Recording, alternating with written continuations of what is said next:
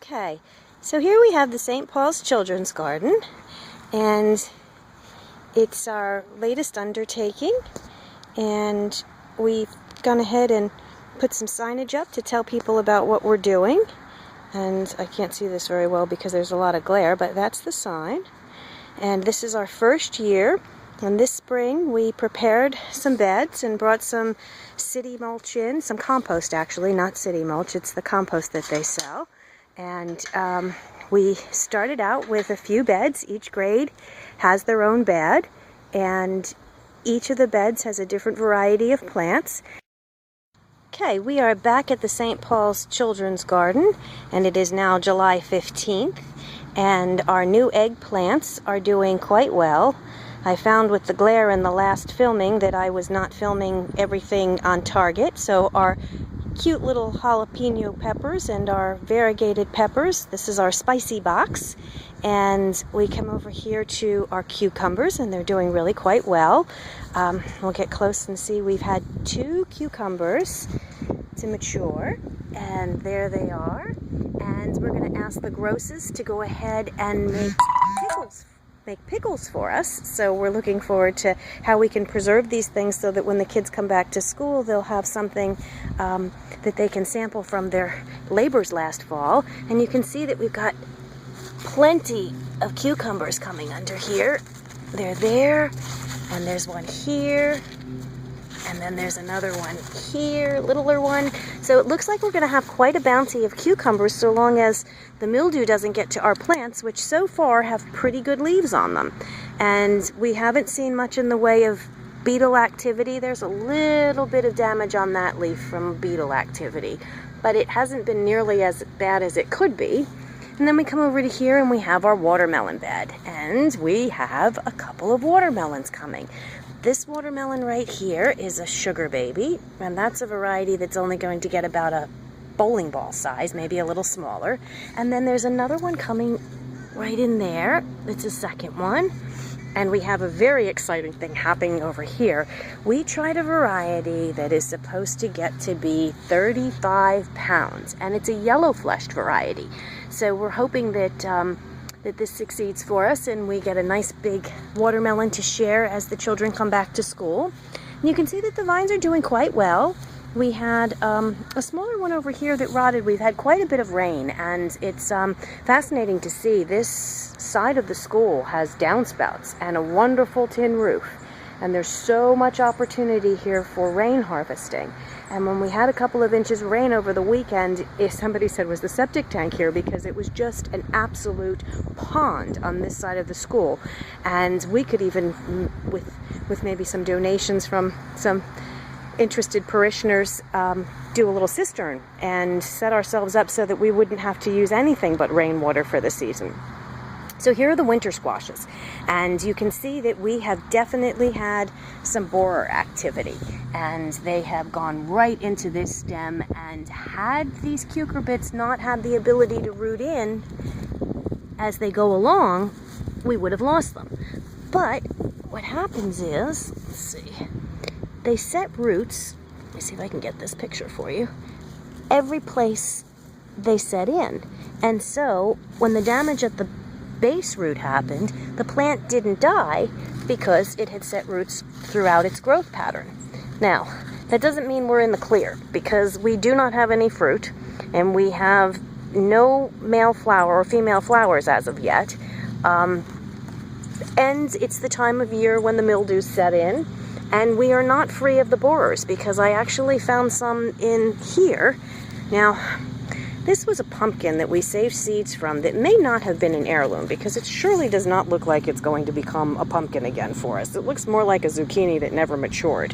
But when you look into the new growth and you see that kind of wilt, and then you see there's some damage. Okay, let me see if I can line this up for us. It might be a little close. I don't think you can see with this camera really well, but you can actually notice where the borer has gone into the stem at the very top of the plant, and I don't know that that will survive this, but I don't know that it will be any great loss either, because it doesn't appear as though that plant is going to mature into anything.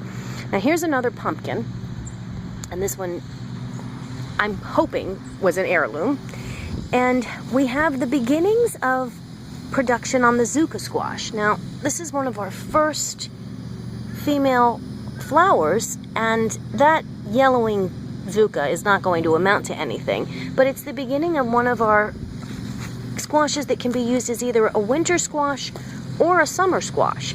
And you can see that the earlier growth on it has a much yellower cast than the new growth does. So I'm hoping that with all the rain, everything is sort of perking up and the temperatures have come up, and knock wood, we are avoiding most of the mildew and disease problems on foliage so far. Now, there's another little zucca here that is being overrun by the pumpkin. But this squash is wonderful because it can be used during the season as just a summer squash, and you can let some of the fruit, I'm pulling weeds too, you can let some of the fruit mature so that it then, we just got to see what happens when the phone rings and you're filming something. So as I was saying, this squash, when it matures, turns about the color of a butternut, and it grows long. It can be 4.5 feet long. You can easily have a 5-pound fruit. And if you let them become winter squash and stay on the vine, then you can eat them into the next season. We ate the last of ours from last year sometime in June, and so we'll be pulling in squash from the summer squash takings just as the ones that we save for winter squash are finishing. So I'm hoping we get a number of these so that the kids can enjoy something throughout the cool season. Then over here we have our sweet peppers, and these peppers are bell peppers and cubanella peppers. And I think what we have are 2 bell here in the front, and they were a red variety, and something was up with this guy. This one had something foraged around its base and it was looking miserable, and so we put it back in the ground and gave it lots of water, and it looks like it might try to rebound. Now this middle section is a peppercini pepper, and this is the one that if you get sliced yellow peppers on your subs, this is a kind of a mild but a little bit of a zingy pickling pepper. And then this right here is a cubanelle, and they are wonderful. Now this plant is a little bit late this season. I would normally, well, there's a fruit. You can see that it is a really nice, it will be a long stuffing pepper or sauce pepper or salad pepper. It's a very, very versatile, delicious pepper, and one of the things that's nice about it is that it comes in early, so you can enjoy these peppers most of the growing season. Now over here we have the sweet potatoes, and they are starting to get a little life in them. They were put in June, and they'll be ready for Thanksgiving, and we're hoping that lots of good activity is happening underground there. And over here at our tomatoes, we had an interesting thing happen. We had a hornworm, and as you can see, there are very few leaves on some of these branches. But this was the first one that was eaten by the hornworm, and it is recovering. And this one was very, very damaged by the hornworm, and it is recovering. And we can see that we've got multiple varieties here. We have, let me see if I can come around and show this. We have Aroma.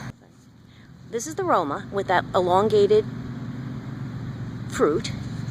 And these are, we have a couple of varieties. We have one that is Genovese, and then we have another one that is called Old German. And until they get some color in them, I'm not sure which is going to be which.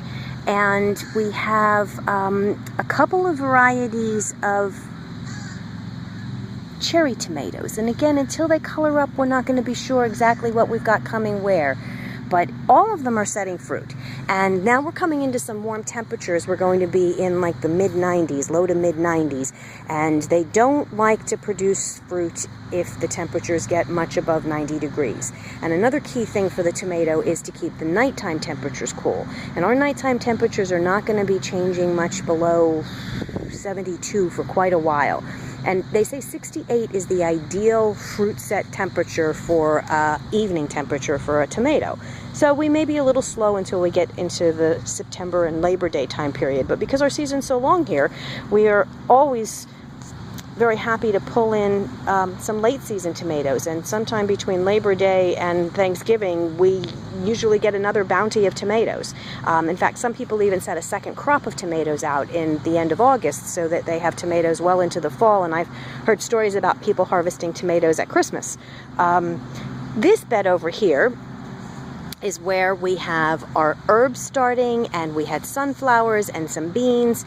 So we have catnip, and we have sage, and we have, that's a fennel. We also have some sunflowers that didn't do quite as vigorously as the ones at the end, but they're in more shade. We have bush beans, and they're starting to produce a little bit. I know that I had seen some beans on here the other day. Let's see if there are any more. We definitely had some insect activity on these. It was a little frustrating. Here's a bean. Let's see. There's one. Could go another day or so. And not all of the plants are producing, but this plant seems to have a fairly good amount of beans on them. And one of the things about bush beans is it's really a challenge. You've got to get underneath and on your hands and knees in order to harvest. So my personal preference are the pole beans. And this pole bean is my favorite. It is a yard-long bean because the beans get quite long. And that is probably a day away from harvest. This one right here is ready to go. And you can see, oh, now that came right off, that these fruit are quite spectacular. They can be cut up and fried just like you would any other bean, or steamed or frozen. I like to saute them with olive oil, but they are a very tasty bean. The other thing that we do with them is that we put a little bit of a sweet and sour pickling, and they're very good that way too. Okay, so here are the sunflowers that really live up to their name. I think they're called like gargantuan or gigantica or something like that. But they are definitely moving right along, and I think that'll be a lovely display in a couple of weeks, and then we can watch the foliage go to hell. But in the meantime, they're going to be a good showstopper from the road, and we'll get the car out of the way when they start to bloom. And here we have a couple of mints. This mint is a spearmint, and this is a chives. Now, I have been told that the flatter chive is a garlic chive versus an onion chive, but we'll have to see how this tastes once we start to use it. Here is another mint, and I'm not sure what variety, but it's slightly different than the one that's here. This is a little bit of a sturdier plant. And then we have some thyme. It's looking a little bit less than vigorous, let's say. And then we have some basil, and a couple of these little plants are doing quite well, and there's a third one down there. And then we have the oregano, and isn't that a pretty plant? And it's flowering, which is wonderful for the bees, and so hopefully we'll have them come to our garden because of the oregano. And I think that about sums up where we are in the middle of July. And fingers crossed, in another week or so we'll have a good bit of bounty, and we'll start pulling some peppers off. We definitely have habaneros setting, and we've got the little white spicy peppers setting on these plants. And actually they're jalapenos, not habaneros, and they're setting fruit too. And you can see that there are lots of little peppers in there. So we will see where we are in another week or so and plot this for everybody so that